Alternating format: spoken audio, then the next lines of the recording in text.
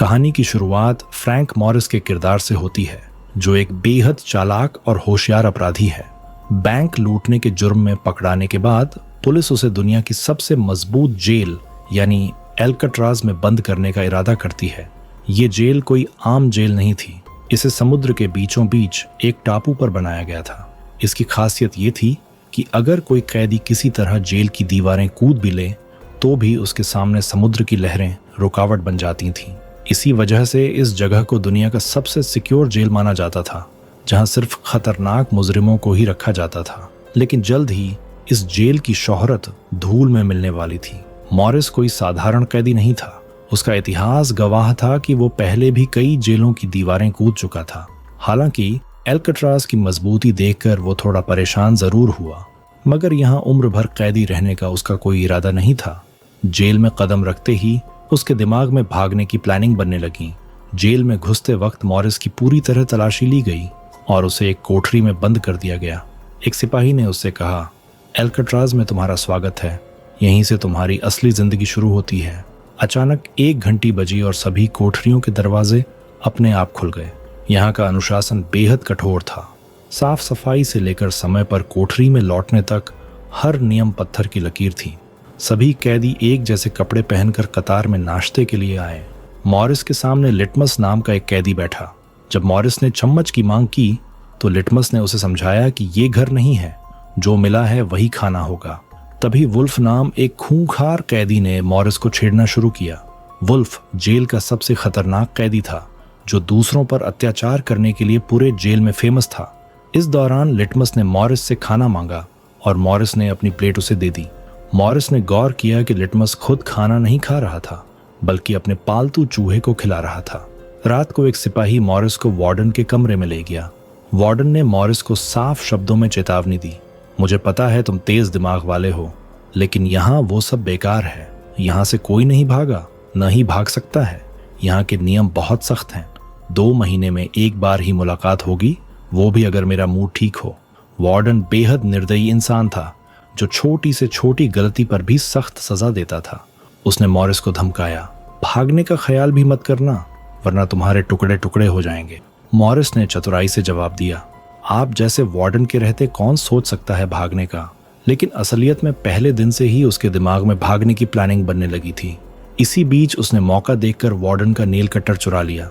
ये भले ही छोटी चीज थी, पर मॉरिस जानता था कि एल्काट्राज जैसी जगह में ये भी काम आ सकती है। कोठरी में लौटते ही उसने इसे मैगजीन में छुपा दिया। अगले दिन बाथरूम में वुल्फ ने फिर मॉरिस को परेशान करना शुरू किया, लेकिन इस बार मॉरिस ने उसे अच्छा सबक सिखाया। इस घटना के बाद मॉरिस का जेल में आतंक जम गया और लोग उससे डरने लगे। बाद में मॉरिस को लाइब्रेरी में काम मिला, जहां उसकी मुलाकात इंग्लिश नाम के एक कैदी से हुई। इंग्लिश 2 हत्याओं के जुर्म में उम्र कैद की सजा काट रहा था और उसने अपनी आधी जिंदगी यहीं गुजार दी थी। वो जेल के हर कोने से वाकिफ था और उसे सब कुछ पता रहता था, यहाँ तक कि मॉरिस और वुल्फ की लड़ाई के बारे में भी। उसने मॉरिस को किताबें दी जिन्हें दूसरे कैदियों तक पहुंचाना था। बाहर खुली जगह में मॉरिस की मुलाकात डॉक नाम के एक कलाकार से हुई, जो पेंटिंग बनाने में बिजी था। डॉक एक सीधा साधा इंसान था जो कई सालों से यहाँ बंद था। उसे पेंटिंग का शौक था और वो अपना ज्यादातर समय इसी में लगाता था। डॉक का मानना था कि एल्काट्राज में कोई भी पागल हो सकता है, लेकिन पेंटिंग ही उसे सामान्य रखती है। जब मॉरिस ने पूछा कि पेंटिंग में फूल क्यों बनाया है, तो डॉक ने कहा, ये मेरी खुशी है जो सिर्फ पेंटिंग में है, मेरे मन में नहीं। फिर मॉरिस ऊपर इंग्लिश के पास गया। उसके कुछ लोगों ने उसे रोका, लेकिन इंग्लिश के इशारे पर उसे जाने दिया।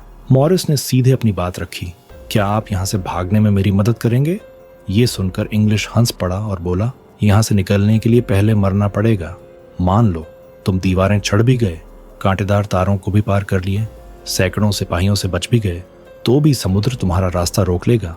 इसलिए समय बर्बाद मत करो और चुपचाप सजा काटो, कम से कम जिंदा तो रहोगे। लेकिन मॉरिस अपने इरादे पर अटल था। उस रात को एक ऑफिसर ने बताया कि अब उसे कारपेंटर का काम मिलेगा, जिसमें प्रति घंटे 50 सेंट मिलेंगे। मॉरिस तुरंत राजी हो गया, क्योंकि उसे उम्मीद थी कि वहां कोई औजार मिल सकता है जो भागने में काम आए। अगले दिन मॉरिस ने लिटमस से भागने का रास्ता पूछा। लिटमस ने मजाक में कहा, बहुत आसान है, हर कोठरी में एक वेंटिलेशन होल है, उसके जरिए छत पर पहुंच सकते हो। तभी डॉक ने चेतावनी दी कि वुल्फ आ रहा है। वुल्फ ने चाकू से हमला करने की कोशिश की, लेकिन मॉरिस ने अपना कोट हाथ में लपेटकर उससे भिड़ गया। एक सिपाही रोकने आया तो वुल्फ ने उस पर भी चाकू से वार कर दिया। फिर ऊपर बैठे सिपाही ने गोलियां चलाना शुरू कर दी।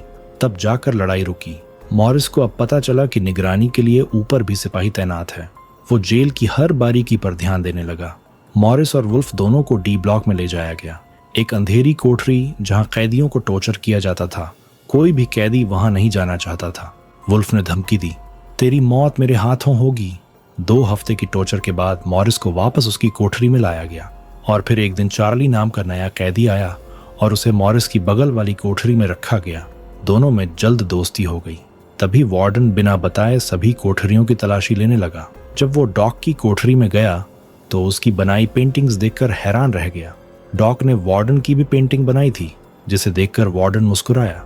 लेकिन पता नहीं क्यों अगले दिन वार्डन ने सभी पेंटिंग्स बाहर फेंकने का आदेश दे दिया। इस फैसले ने डॉक को तोड़ दिया, क्योंकि पेंटिंग ही उसकी एकमात्र खुशी थी। मॉरिस ने डॉक को समझाने की कोशिश की, कोई बात नहीं, और भी बना सकते हो। लेकिन डॉक इस सदमे से उबर नहीं पाया। अगले दिन डॉक को भी कारपेंटर का काम दिया गया। तभी डॉक ने चुपके से मॉरिस की जेब में कुछ रख दिया। फिर एक सिपाही को बुलाकर कुल्हाड़ी से अपनी 3 उंगलियां काट लीं और चिल्लाया, जिन उंगलियों से मैं पेंट नहीं कर सकता उनकी मुझे जरूरत नहीं।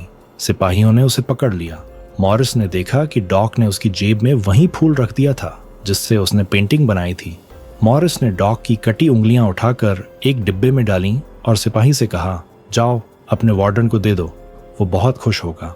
अगले दिन मॉरिस अपनी कोठरी में बैठा था जब उसने देखा कि एक कॉकरोच वेंटिलेशन होल में घुस रहा है। उसे अंदाजा हो गया कि यहाँ से बाहर का रास्ता हो सकता है। तभी इंग्लिश ने बताया कि डॉक ने इसलिए उंगलियां काटी क्योंकि उसे पेंटिंग बनाने के लिए मना किया गया था। ये सुनकर मॉरिस को बहुत गुस्सा आया। खाना खाते वक्त वार्डन ने मॉरिस से पूछा, तुम डॉक का इतना साथ क्यों दे रहे हो? मॉरिस ने कहा, ऐसा कुछ नहीं है। वहीं उसकी मुलाकात जॉन और क्लेरेंस नाम के 2 भाइयों से हुई। दरअसल ये दोनों किसी दूसरी जेल में मॉरिस के गिरोह में थे। अब भागने का काम आसान लग रहा था क्योंकि ये दोनों भी तेज दिमाग वाले थे। तीनों ने मिलकर प्लानिंग बनानी शुरू की।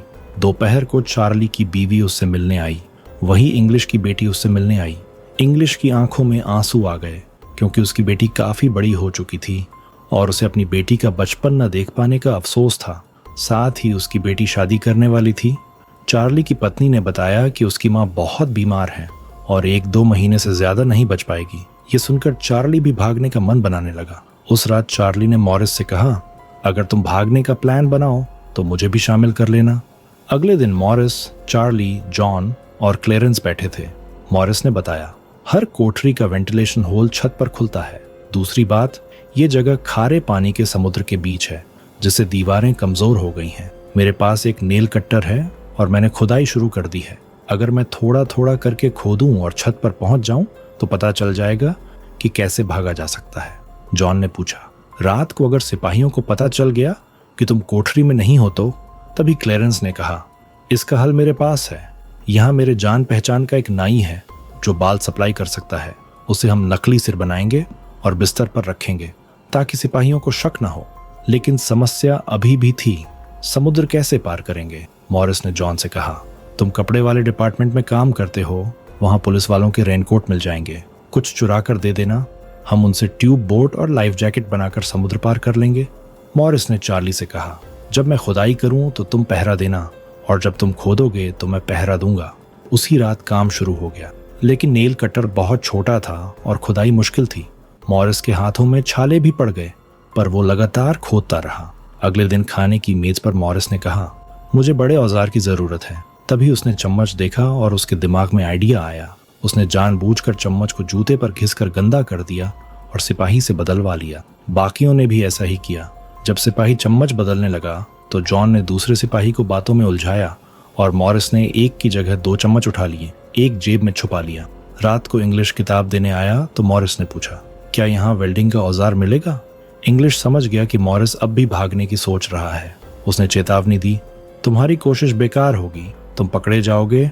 इतने सालों में मुझे कभी भागने का ख्याल नहीं आया क्योंकि ये नामुमकिन है, लेकिन तुम जिद्दी हो तो मैं क्या कर सकता हूँ, करो कोशिश। लेकिन मॉरिस पर कोई असर नहीं हुआ। अगले दिन उसने लिटमस से माचिस मांगी और कहा, अगर आप मदद करेंगे तो मैं आपके चूहे को अपने हिस्से का खाना हर रोज दूंगा। लिटमस खुश होकर मान गया। उसी रात मॉरिस ने नेल कटर का हैंडल निकाला, चम्मच तोड़कर जोड़ा और माचिस से वेल्ड करके एक नुकीला औजार बना लिया। फिर उसने वेंटिलेशन होल के चारों ओर खुदाई शुरू कर दी। वही चार्ली पहरा दे रहा था। पहरा देते देते चार्ली की आंख लग गई और तभी एक सिपाही आ गया। खुशकिस्मती से इंग्लिश ने बीच में आकर सिपाही का ध्यान भटकाया। चार्ली की आंख खुल गई, लेकिन घबराहट में वो सीटी नहीं मार पाया। उसने कुछ गिरा दिया। मॉरिस ने इशारा समझकर हॉल को ढक दिया और बिस्तर पर लेट गया। सिपाही के जाते ही मॉरिस ने हॉल के चारों ओर कंक्रीट निकाल दी, लेकिन जाली में पेंच फंसे थे जिन्हें काटने के लिए तेज औजार चाहिए था। जब भी मॉरिस को मौका मिलता वो खुदाई की हुई सीमेंट को बाहर गिरा देता। कारपेंटिंग करते हुए उसने एक तेज धार वाली मेटल उठा ली। चार्ली ने पूछा, मेटल डिटेक्टर से बचकर इसे कैसे ले जाओगे? मॉरिस ने कॉन्फिडेंस से कहा, वो सब मैं देख लूंगा। दरवाजे पर मेटल डिटेक्टर बज उठा, क्योंकि मॉरिस हाथ में मेटल लेकर आया था। सिपाही ने पूछा, ये क्यों ले जा रहे हो?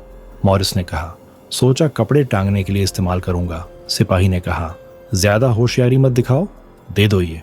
सिपाही ने मेटल ले ली और पूरी तरह तलाशी लेकर जाने दिया। दरअसल मॉरिस ने 2 मेटल्स चुराई थीं, एक हाथ में और दूसरी जूते में छुपाई थी। उस तेज मेटल से उसने जाली काट ली। अब बारी थी सिपाहियों को धोखा देने के लिए नकली सिर बनाने की। चारों ने अपनी अपनी जिम्मेदारी निभाई। चार्ली ने पेंट मंगवाया, मॉरिस ने कंक्रीट पीसकर पाउडर बनाया, जॉन ने नाई की दुकान से बाल इकट्ठे किए और क्लेरेंस ने पुरानी किताबें जुटाईं। सारा सामान इकट्ठा होने के बाद मॉरिस ने पानी और पुरानी मैगजीन का इस्तेमाल करके नकली सिर बनाया, जिस पर पेंट और बाल लगाकर बिल्कुल असली जैसा बना दिया। साथ ही उसने नकली कार्डबोर्ड बनाए ताकि दीवार में सुरंग का पता न चले। एक रात मॉरिस ने अकेले ऊपर जाने का फैसला किया। उसने नकली सिर बिस्तर पर रखा, गर्दन तक कंबल से ढका और कार्डबोर्ड लगाकर सुरंग से निकल गया। वहां पाइपों को पकड़कर धीरे धीरे छत पर चढ़ गया। छत पर उसने देखा कि एक लोहे की जाली है, जहां तक वो कूदकर भी नहीं पहुंच पा रहा था। इसी बीच एक सिपाही आया और चार्ली से पूछा, तुम्हारा दोस्त मॉरिस इतनी जल्दी क्यों सो गया? चार्ली ने कहा, आज मॉरिस कारपेंटिंग करते हुए थक गया था। तभी सिपाही की लाठी नीचे गिर गई। उठाते हुए उसने देखा कि मॉरिस के बाल अजीब दिख रहे हैं। चार्ली डर से कांपने लगा। सिपाही ने कोठरी में हाथ घुसाकर बाल छुए तो मॉरिस ने पूछा, क्या हुआ सर, मेरे बाल इतने खूबसूरत हैं क्या? असल में मॉरिस सही वक्त पर नीचे आकर लेट गया था। अगले दिन मॉरिस ने साथियों को बताया, छत पर एक रास्ता है, लेकिन उसे जाली से बंद किया हुआ है और वो बहुत ऊंचाई पर है। मुझे एक और साथी की मदद चाहिए। जॉन ने कहा, मैंने अपना हॉल पूरी तरह खोद दिया है। आज रात मैं भी पहुंच जाऊंगा, दोनों मिलकर जाली खोलेंगे। उसी रात मॉरिस और जॉन अपने हॉल्स के जरिए छत पर पहुंच गए। जॉन ने मॉरिस को उठाया और मॉरिस ने जाली पकड़ ली। ये लोहे की मजबूत जाली थी जिसे वेल्ड किया गया था। इसे निकालने का एक ही रास्ता था, ड्रिल मशीन से काटना। अगले दिन म्यूजिक क्लास में सभी अपनी पसंद के इंस्ट्रूमेंट बजा रहे थे। तभी मॉरिस की नजर वहां रखे छोटे पंखे पर पड़ी। उसे लगा कि इस पर काम करके ड्रिल मशीन बनाई जा सकती है। उसने चार्ली से कहा, किसी तरह इस पंखे को छुपा लो। चार्ली ने आसानी से पंखे को अपने इंस्ट्रूमेंट के बक्से में छुपा दिया। सिपाहियों ने बक्सा जांचा, लेकिन पंखा नहीं दिखा और चार्ली को जाने दिया। पंखा मिलते ही मॉरिस ने उस पर काम शुरू किया और कई घंटों बाद उससे एक ड्रिल मशीन तैयार कर ली। उस रात मॉरिस और चार्ली छत पर चढ़कर लोहे की जाली को ड्रिल मशीन से काटने लगे। ड्रिल की आवाज तेज थी और सिपाही ऊपर आने लगे, लेकिन तब तक मॉरिस ने एक रॉड काट दी और आवाज बंद हो गई। सिपाही ने इसे नजरअंदाज किया और वापस चला गया। अब चारों ने भागने के सभी रास्ते खोल दिए थे। वो मंगलवार की रात को दुनिया की सबसे सुरक्षित जेल एल्काट्राज से भागने वाले थे, जहां से आज तक कोई नहीं भागा था। अगले दिन फिर सब मिले मूवी हॉल में, जहां सब फिल्म देख रहे थे। फिल्म की आवाज के बीच मॉरिस ने जॉन और क्लेरेंस से पूछा, क्या तुम्हारा होल तैयार हुआ? और उन रेनकोट का क्या हुआ जिनसे हम ट्यूब बोट और लाइफ जैकेट बनाने वाले थे? उन्होंने बताया, सब तैयार है। हमारा नकली सिर भी बिल्कुल तैयार है, बस भागने की देरी है। अगली सुबह नाश्ते के दौरान मॉरिस ने डॉग का दिया फूल मेज पर रखा। जब वार्डन ने फूल देखा तो उसने आकर उसे मसल दिया। ये देखकर लिटमस को बहुत गुस्सा आया, क्योंकि ये फूल डॉग का पसंदीदा था और डॉग मर चुका था। लिटमस गुस्से में उस पर हमला करने दौड़ा। एक तो तुमने डॉग को मार डाला, दूसरी तरफ उसकी दी छोटी सी निशानी भी नहीं छोड़ रहे। लेकिन जैसे ही वो वार्डन पर झपटा, उसे अचानक दिल का दौरा पड़ा और वो नीचे गिर पड़ा। मॉरिस को वार्डन पर बहुत गुस्सा आया। चारों ने उसी रात भागने का फैसला कर लिया। मॉरिस आधी रात का इंतजार कर रहा था ताकि सिपाहियों का पहरा कमजोर हो जाए। तभी इंग्लिश कुछ किताबें देने आया। मॉरिस ने कहा, आखिरी बार आपसे हाथ मिलाना चाहता हूँ।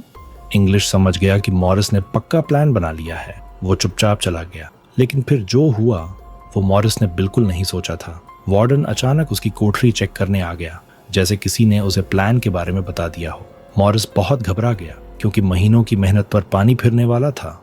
वार्डन ने कोठरी के हर कोने को जांचने का हुक्म दिया। सिपाही ने हर चीज जांची, लेकिन मॉरिस कोई आम कैदी नहीं था। उसने परफेक्ट प्लान बनाया था जिसे वार्डन भी नहीं पकड़ सकता था। यहाँ तक कि जब सिपाही ने सूटकेस हटाया जहां मॉरिस ने सुरंग बनाई थी, तो भी मॉरिस नहीं पकड़ा गया क्योंकि उसने पहले से नकली कार्डबोर्ड बनाकर दीवार में बिल्कुल बारीकी से फिट कर दिया था। जब वहां कुछ नहीं मिला तो वार्डन चला गया, लेकिन सिपाही ने बताया, मॉरिस और चार्ली रात भर बातें करते रहते हैं, मुझे तो कुछ गड़बड़ लग रही है। वार्डन ने कहा, ठीक है, कल मॉरिस की कोठरी बदल दो ताकि वो दोनों बात न कर पाएं। अगले दिन नाश्ते पर वुल्फ ने फिर मॉरिस को धमकाया, आज रात तुम्हारी आखिरी रात होगी। मॉरिस ने अपने साथियों से कहा, ये गधा सही कह रहा है, आज रात यहाँ मेरी आखिरी रात ही होगी।